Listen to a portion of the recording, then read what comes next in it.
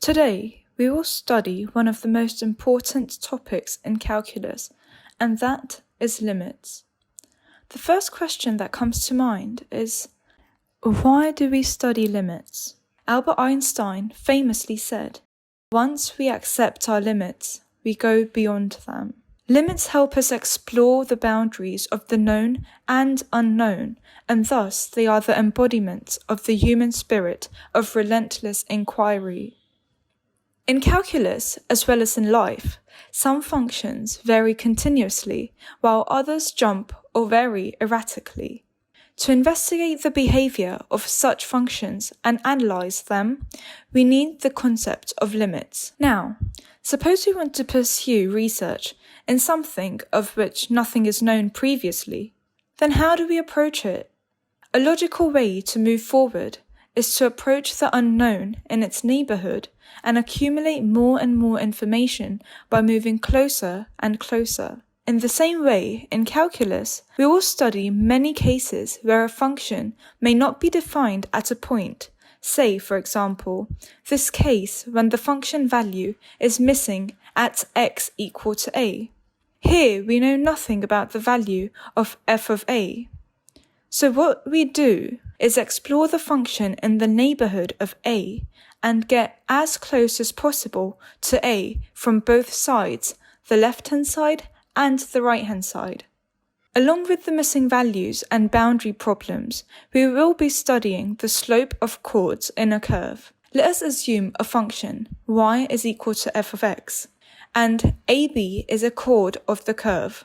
If we draw lines parallel to the axis and make a right-angled triangle with an angle, say theta, then tan theta equals delta y upon delta x. Now, we want this B to be as close as possible to A so that the chord becomes a tangent at A. For this to happen, B should be nearly A, but not A. In this case, we can take a limit of B approaching A, and we get derivatives and differentiation. Another fundamental problem in calculus is the area under the curve. Suppose we wish to calculate the area under the curve for this function y is equal to fx between x is equal to a and x is equal to b. Here, what we will do is we will divide the area into n equal parts and draw rectangles. From the graph, we can see that the rectangles overshoot or undershoot the curve. To calculate the area of the curve, we will have to divide the region into infinite parts. Now, infinity is not a number, but an idea of something unlimited, endless, and without bound. In this case, we can take a limit of n approaching infinity, and we get integration. Without limits, there will be no calculus, for there will be no differentiation or integration. It will then just be the study of functions through trigonometry and coordinate geometry. So, in the end, I would just say, know your limits, but never stop trying to exceed them. Now, before we study limits, there are some basic terms that we must know. And the first thing is neighborhood of a point.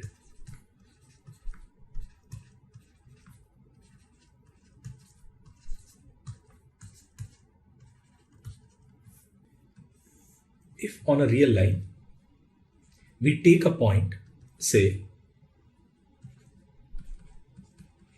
x equal to a, we can define neighborhood of a by this symbol NA, and it represents all the points or all the real numbers in a symmetrical open interval around this point A. So if we take a positive number, say delta, such that this length is delta, then this point is a minus delta and this point is a plus delta, and this interval a minus delta to a plus delta, it is called as neighborhood of A. Now this delta, it is called as radius of neighborhood.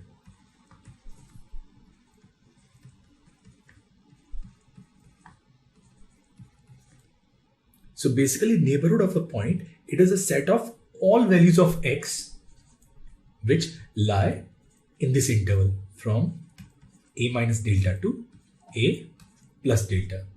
Now we can also write this as x minus a, it lies between minus delta and plus delta. And another way to write it is this mod x minus a, it is less than delta. And when we specify delta, we also write this neighborhood as n a delta. Sometimes we talk about deleted neighborhood of a.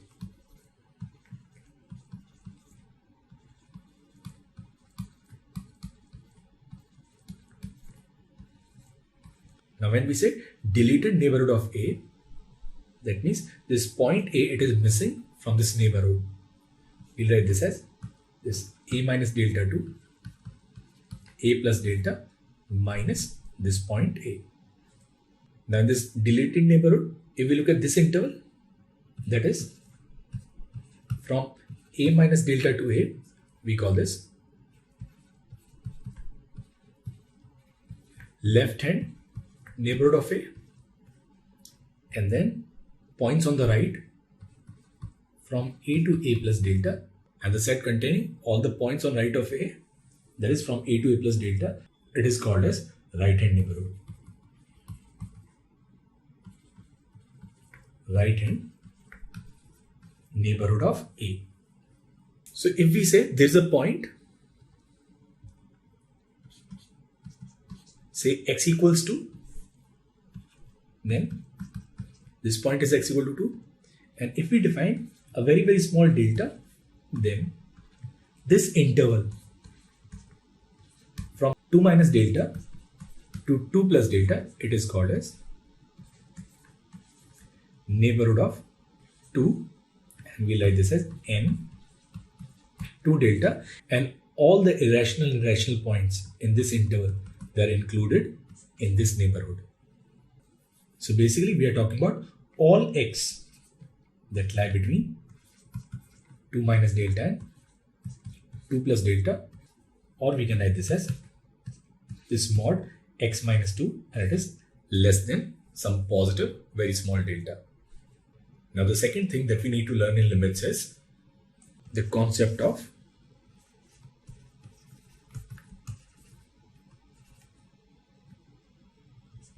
x tends to a. So when we write this x arrow a, it simply means that this x, it approaches a, or x tends to a. Now when we say x approaches a or x tends to a, it simply means that x is nearly a but not a. That means we should keep in mind when we write x tends to a, x is unequal to a. So if we write x tends to 2, then it means x is unequal to 2, but x is nearly 2. And loosely speaking, this x can be 1.9999, and this 9 after a long time, or it can be this x which is 2.00000, and this value 1. If we look at this in terms of neighborhood of a, then this point is x equal to a, and then we have this neighborhood of a from a minus delta to a plus delta.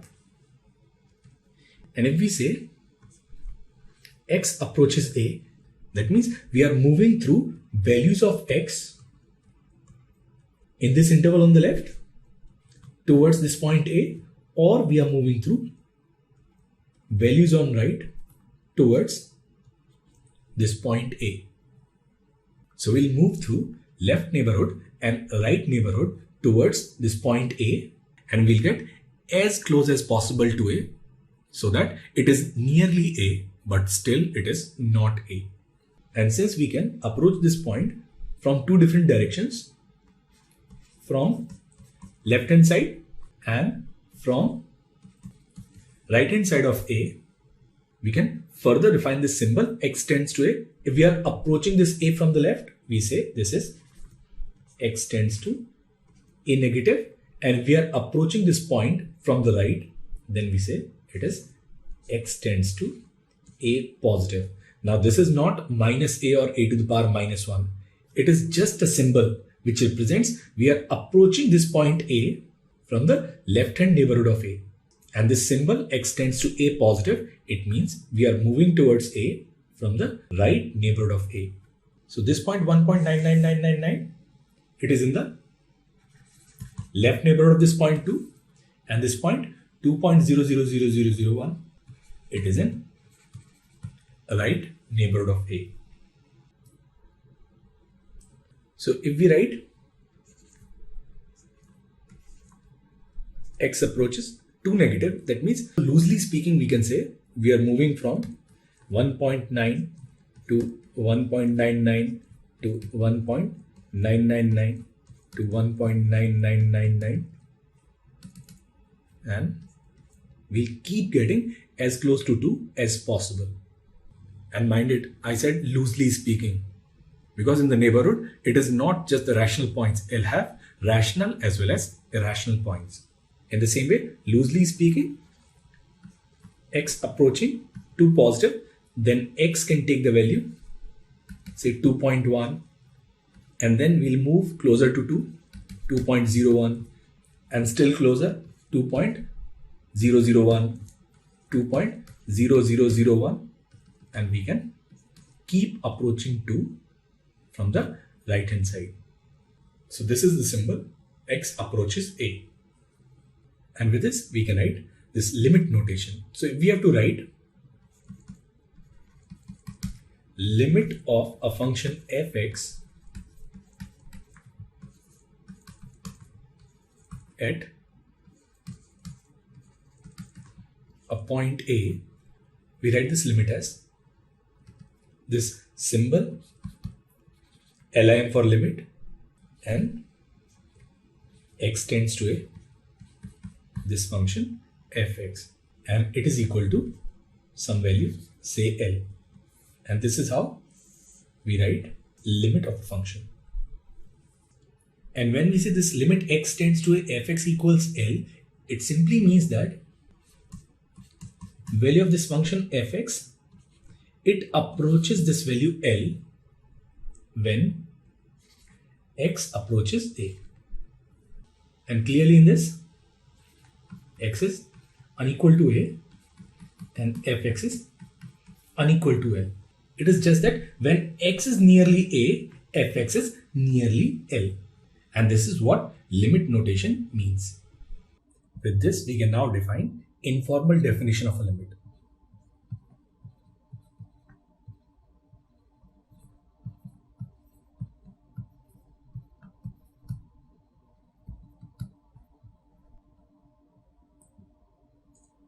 If we have a function fx which is defined in the deleted neighborhood of A, that is, it is defined in the neighborhood of A except possibly at x equal to A, if fx goes arbitrarily close to L for all x in the neighborhood of A, that is, whenever x it gets arbitrarily close to A, then we write this limit x tends to A fx equals L. So here we have not defined limits formally, but rather intuitively. Now, if we look at it graphically, then suppose these are our x's. We have this function fx,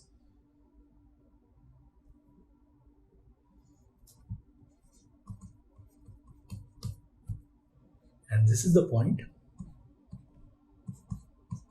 x equal to A, and this is the value L. So in this informal or intuitive definition, when x approaches a, either from the left or from the right, this function fx, it approaches this point from the left and also from the right. So value of this function fx, it approaches L from both sides, and this is the intuitive definition of limits. Now we'll discuss formal definition of limit or epsilon delta definition of limits. Now suppose we have this function fx which is defined in an open interval containing a except possibly at x equal to a. That is, this function fx is defined in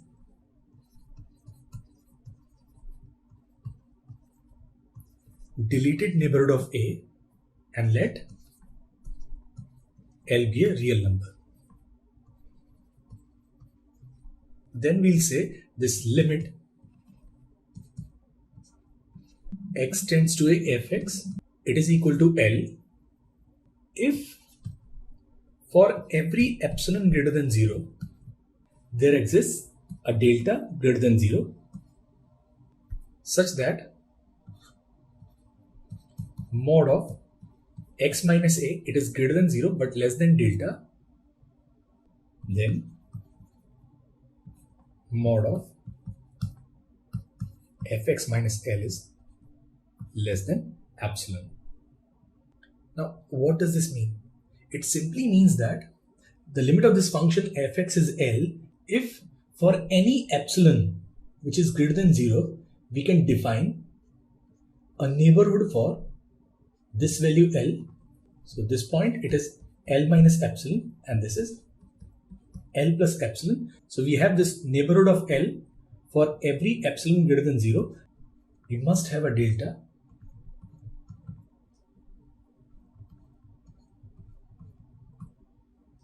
which is radius of deleted neighborhood of this point A.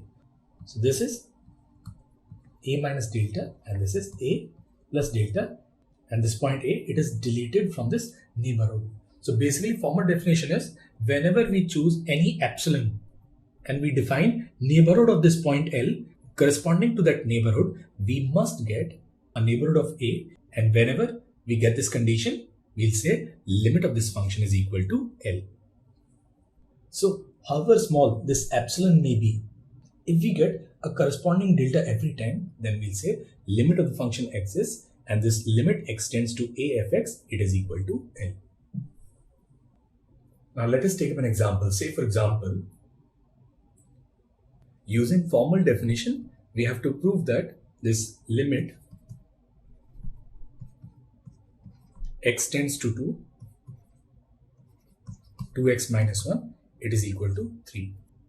Now in this case, a is 2, L is 3, and fx is 2x minus 1. Now what we'll do is, we'll say we have some epsilon greater than 0, then fx minus L, its mod will be less than epsilon. Now fx is 2x minus 1, and then L is 3, it is less than epsilon. Now this is mod of 2x minus 4 and it is less than epsilon. We can take this 2 common, so it will be 2 into mod of x minus 2, it is less than epsilon, or we can write mod of x minus 2, it is less than epsilon by 2. Now if we define delta as epsilon by 2, we can write mod of x minus 2, it is less than delta. So for every epsilon greater than 0, we'll get a delta greater than 0 such that x minus a, which is mod of x minus 2, is less than delta. So it means limit of this function when x approaches 2 is 3. Now once we have defined limits, we'll learn how to solve limits. But before that, we need to learn something which is fundamentally very important in limits, and which is indeterminate forms.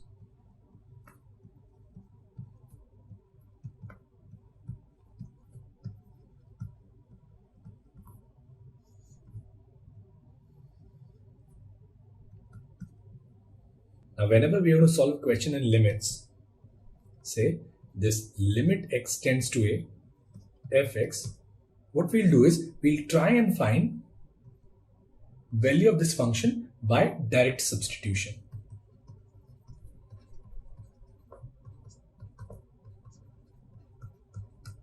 And when we try to find this value by direct substitution, we'll get certain forms in which through the limiting behavior of individual parts, we'll not be able to determine the overall limit.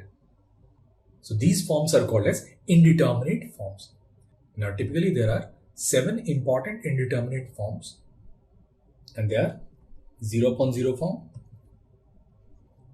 infinity upon infinity form, infinity minus infinity form, 0 into infinity form, 1 to the power infinite form, 0 to the power 0 form, and infinity to the power 0 forms. So these are the 7 most important indeterminate forms that we'll come across in the limit questions. So whenever we are solving any limits question, the first thing that we'll do is we'll put the value of this a in this function, and by direct substitution we'll find whether or not we have an indeterminate form. Take for example this case, this limit x tends to 0 sine x upon x. Now in this case, if we put x as 0, sine 0 is 0 and x0 is 0, so this is 0 upon 0 form, which is one of the indeterminate forms. And if we take this another case, which is limit x tends to pi by 2 sine x upon x. Now in this case, sine pi by 2 is 1 and x is pi by 2.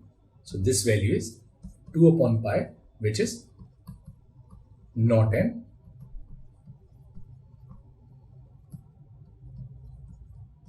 indeterminate form. So identifying the form, it is one of the basic steps in limit, and we'll be doing it for all the limits. In this video, we'll be discussing why these 7 standard forms and limits are called as indeterminate forms. We'll begin with 0 upon 0. Now in algebra, we know that division by 0 is not defined. So we can say a upon b will be defined if and only if b is unequal to 0. And if b is unequal to 0, then this a upon b will be some value L, which we can also write as a equals L into b. Now in calculus also, division by 0 is not defined. Now for this function fx upon gx to be defined, we have to exclude values of x at which denominator is 0. So in calculus also, division by 0 is not defined except in the case of limits. So if we have any limit, say limit x tends to a fx upon gx, where this limit x tends to a fx,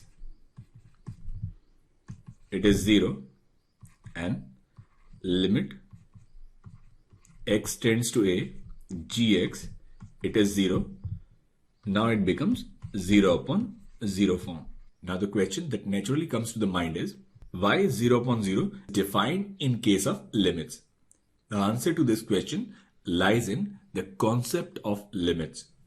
When we say limit x tends to a fx, it is 0, it simply means that when x approaches a, value of fx, it approaches 0. Fa is 0, but fx, when x approaches a, is not 0, it approaches 0. So that means value of fx is not 0. It's a very small number, close to 0, but still it is not 0. In the same way, when x tends to a, gx also it approaches 0. It is not exactly 0. So here when we say it is 0 upon 0 form, it is nearly 0 upon nearly 0. So here also it is not division by 0. It is division of a very small number with another very small number. Now when x approaches a, gx approaches 0. Gx is not equal to 0. And when gx is not 0, then in that case, when b is unequal to 0, we can define a upon b, and we can write a upon b as some number L. So now we can write limit x tends to a fx, it is L, and limit x tends to a into gx. Now this value on the left hand side, it is nearly 0, and on the right hand side also, this is nearly 0. 0 multiplied by anything is 0. So this form 0 upon 0 in limits, it may take any value, and that is the reason we call this form as indeterminate form. Now say for example, suppose we have this limit which is limit x tends to 0 ax upon bx. Now if we'll put x as 0, then it is 0 upon 0 form. Now since x approaches 0, x is not exactly 0, we can cancel this x with x. Then the answer to this limit will be a upon b. Now choosing different values of a upon b, we'll get different answers for 0 upon 0. Suppose we take a as 1 and b as 2. So then we can write limit x tends to 0, x upon 2x. It is 0 upon 0. Now this value is 1 by 2. If we take a as 2 and b as 1, we'll get 2x upon x, which is 0 upon 0. This is 2. Now another example could be limit x tends to 0, ax upon x cube. Now this again is 0 upon 0 form. Now we can cancel x with x. It will become limit x tends to 0, a upon x square. Now this value, it will be plus infinite when a is greater than 0, and it will be minus infinite when a is less than 0. So this 0 upon 0 form, it may take any finite value. It may take values plus infinite and minus infinite. And also, if we consider this case, limit x tends to 0, x square upon greatest integer function of x square. Now this again is 0 upon 0 form, but in this case, when x approaches 0, x square approaches 0. Now greatest integer function of x square, it doesn't approach 0 because greatest integer function can only take integral values. It cannot take approaching values. So in this case, greatest integer function of x square is exactly 0 and not limiting value 0. So in this case, this limit, it won't be defined. Another example that we can consider is this limit x tends to 0, x cos 1 upon x upon 2x. Now this is again 0 upon 0 form. Now again we can cancel x with x. It will become 1 by 2 cos infinite, and cos infinite is oscillating value between -1 and +1. So the value of this limit, it will oscillate between -1 by 2 and +1 by 2. And since there is no finite single value, this limit does not exist. So in all these cases, we have seen that this form 0 upon 0, it may not be defined. It may take value plus infinite, minus infinite. It may be 0. It may take any finite value. And since we do not have any predetermined value or any predetermined result for 0 upon 0, we call it as indeterminate form. Now the second and third forms, they correspond to first form 0 upon 0. So if we have any limit which is limit x tends to a fx upon gx, which is of the form infinity upon infinity, which simply means this limit x tends to a fx, it approaches infinite, and also this limit x tends to a gx, it approaches infinite. We can rewrite this limit as limit x tends to a 1 upon gx upon 1 upon fx, which will make it 0 upon 0 form, and 0 upon 0 form we know is indeterminate. So answer to this limit again will be indeterminate. So this infinity upon infinity, it must also be an indeterminate form. Also, if we look at this limit, which is 0 into infinite, say for example, suppose we have limit x tends to a fx into gx, which is of the form 0 into infinite, that is limiting value of this function fx is 0 and limiting value of this function gx, it is infinite. So now it becomes 0 into infinite form. We can rewrite this equation as limit x tends to a fx upon 1 upon gx. Now limiting value of fx is 0 and limiting value of 1 upon gx is again 0. So which will again make it 0 upon 0 form, which we know is indeterminate. So from here we can say this 0 into infinite will also be an indeterminate form. Now we'll come to this fourth form, which is infinity minus infinity. Now infinity minus infinity is not 0. Suppose we have a very large number, which is infinite. Now if we'll add 1, what is infinity plus 1? Infinity plus 1 is infinity. If we'll add 2, infinity plus 2 is again infinite. Infinity plus L will again be infinite. So infinity minus infinity, it can take any value L. So again, this infinity minus infinity, it may take any form or any value, and that is the reason it is called as indeterminate form.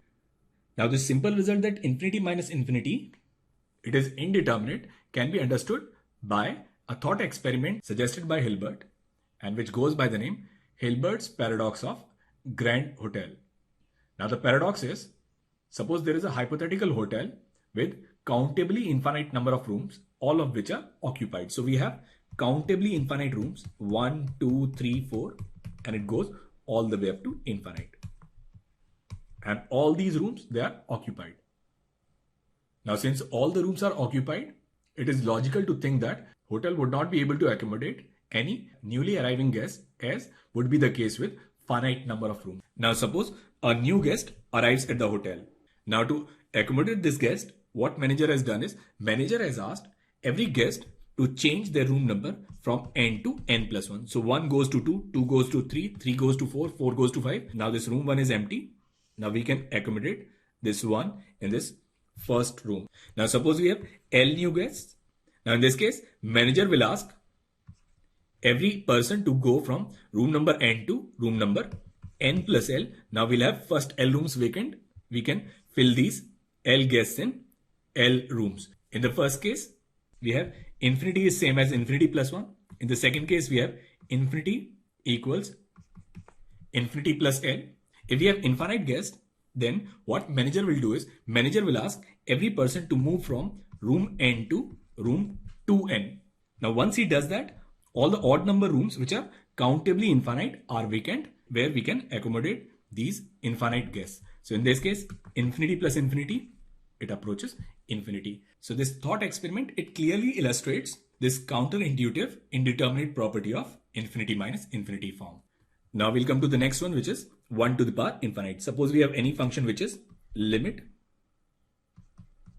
x tends to a fx to the power gx, where this limiting value of fx at a, it approaches 1, and limiting value of gx,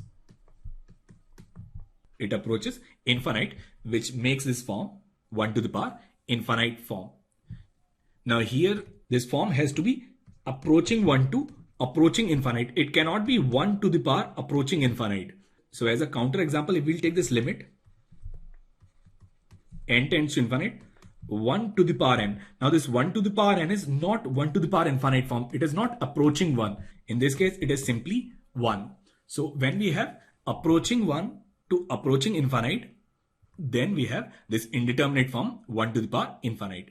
Now for all the remaining 3 forms, what we'll do is we'll simply use the fundamental that a to the power b is e to the power ln a to the power b, and which is e to the power b ln a. So for this first one, we can write this limit as e to the power limit x tends to a ln fx to the power gx, and it'll be limit x tends to a gx into ln fx. Now in this case, gx approaches infinite and fx approaches 1. So this is e to the power infinite into 0 form, and we have already established that infinite into 0 is indeterminate form. So this result will be e to the power l. So this form again, 1 to the power infinite, will be an indeterminate form. Now for 0 to the power 0 form, fx approaches 0 and gx approaches 0. Then in this case, it will be e, and then gx approaches 0 is 0 and fx approaches 0 is ln 0, and ln 0 is minus infinite. So it will be again e to the power 0 into infinite, which again is indeterminate form. And finally, when we have this infinity to the power 0, fx approaches infinity and gx approaches 0. So then we can write e to the power, now gx, it approaches 0, and log fx. Now log infinity is infinity. So this again is 0 into infinity form, which is an indeterminate form. So this again is an indeterminate form. Result of limits of these forms is not predetermined. We call these forms as indeterminate forms, and we have to solve the question to find out its exact answer. And besides these, we need to know some standard results.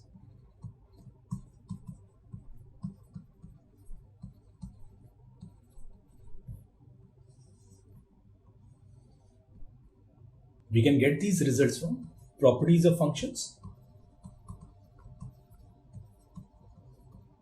or we can get these results from graphs. Now, if we look at the graph of y equals log x base a, we know that depending on the value of a, we'll have two graphs. Now, if a lies between 0 and 1, that is the graph.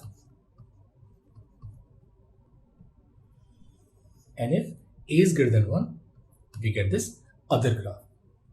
Now, if I'm going to ask you this limit x tends to 0 positive log x base a. Now, in this case, we want to determine behavior of this function log x when x approaches 0. So, in this first case, when a lies between 0 and 1, as x approaches 0, so as x approaches 0, y approaches plus infinite. So in this case, this limit x tends to 0 positive log x base a, it is plus infinite. But in the second case, when a is greater than 1, when x approaches 0, value of y, it is moving towards minus infinite. So in this case, this limit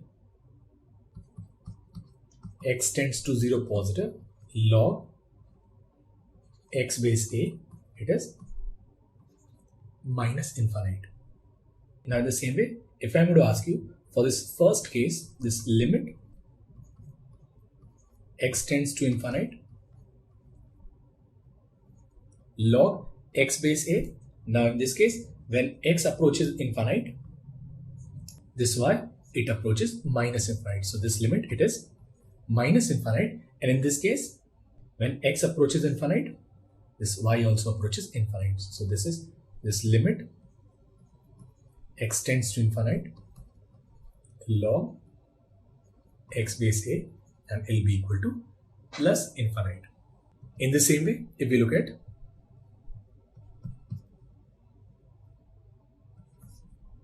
y equals a to the power x, when a is greater than 0, again we have two graphs. This first graph, when a lies between 0 and 1, and this second graph, when a is greater than 1.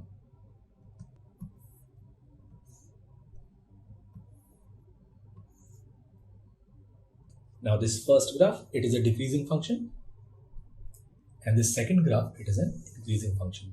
This is 0 and this is 1. Now we'll be writing these limits. Limit x tends to minus infinite a to the power x and limit x tends to plus infinite a to the power x, and here also we'll be writing limit x tends to minus infinite a to the power x and limit x tends to plus infinite a to the power x. Now here when x approaches minus infinite, this is why it approaches plus infinite. So this limit, it is equal to plus infinite, and in this case when x approaches plus infinite, this graph, it approaches 0. So value of this limit, x tends to infinite a to the power x, will be 0. Now in this case, when x approaches minus infinite, this graph, it approaches 0. And when x approaches plus infinite, this graph approaches plus infinite. So we have this important result: if a lies between 0 and 1, then a to the power minus infinite, it is infinite, and a to the power infinite is 0. And if a is greater than 1, then a to the power minus infinite is 0 and a to the power plus infinite is infinite. Then in some questions we'll come across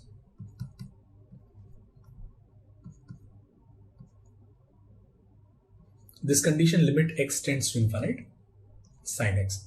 Now whenever we say sin x or sin infinite, now we know that value of sin x will always lie between minus 1 and plus 1. So this sin infinite, it doesn't approaches infinite. In fact, this sin infinite, it will be an oscillating value between minus 1 and plus 1. So this limit at infinite, it will take all the values between minus 1 and plus 1. And the same way, if we have to write cos infinite again will be this oscillating value from minus 1 to plus 1. So while solving limits, we'll be coming across these notations of sin infinite and cos infinite. And we'll be using certain properties for greatest integer and fractional part function. So if this box X, it represents greatest integer function, and n is some integer, and h is a very small positive number which is nearly 0, then greatest integer function of n minus h, it will be n minus 1, and greatest integer function of n plus h, it will be simply n. Say for example, if we take this limit 2 minus h, now h is very small number and 2 minus h will be 1.999 something. So this value, its greater function will be 1. And if we write this as, suppose 2 plus h, now this is 2.000 something, this is nothing but 2. But if it is non-integral value, say pi minus h, now this is 3.14 minus h, so it will be 3, and pi plus h, that will be 3.14 plus h, it is still 3 point something, so it will be 3. And if we have this fractional function, then for any n which is an integer and h which is 0 positive, we know that fractional part of n plus h, it will be fractional part of h, and we know that since h lies between 0 and 1, fractional part of x is simply x, so it will be this h. And if we have fractional part of n minus h, it will be simply minus h, and we know that fractional part of minus x is 1 minus fractional part of x when x is not an integer. So it will be this 1 minus x. So we'll be using these standard results, and we'll work out some more standard results through graphs while working on the problems.